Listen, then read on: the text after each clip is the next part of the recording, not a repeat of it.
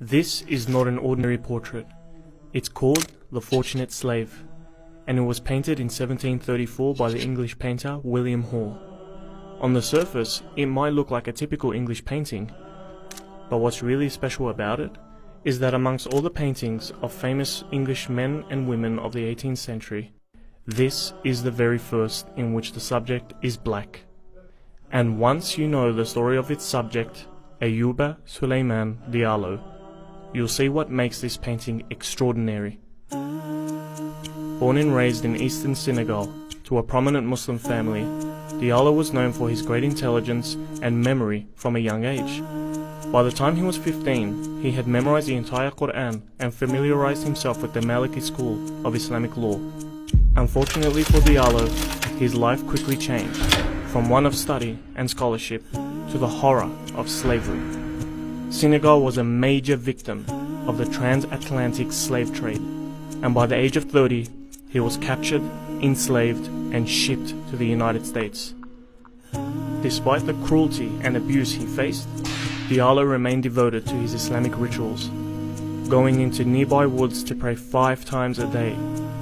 After a child humiliated him and threw dirt in his face during prayer, Diallo decided to flee the plantation only to be recaptured and imprisoned.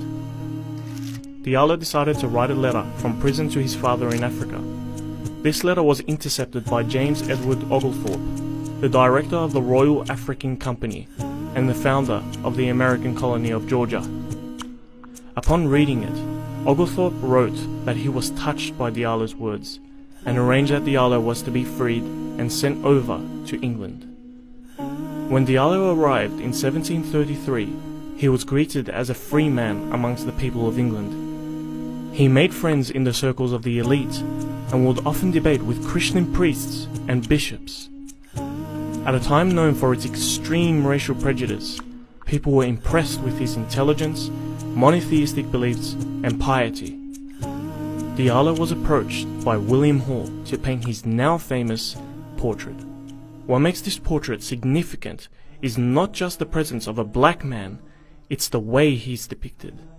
When people of African descent were painted in the 18th century, they were almost always shown in racist and demeaning ways. Facial features were exaggerated unnaturally, and they were never the subject of the painting, usually being reduced to the background as scary and inhuman figures. This portrait was the first to depict an African Muslim ex-slave as not only human, but noble. His posture and frontal direction were chosen to make him more likable, and his expression is pleasant, rather than evil or disturbed. However, what really stands out is the red book hung around his neck. This book is one of 3 Qur'ans Diallo had written purely from memory during his imprisonment.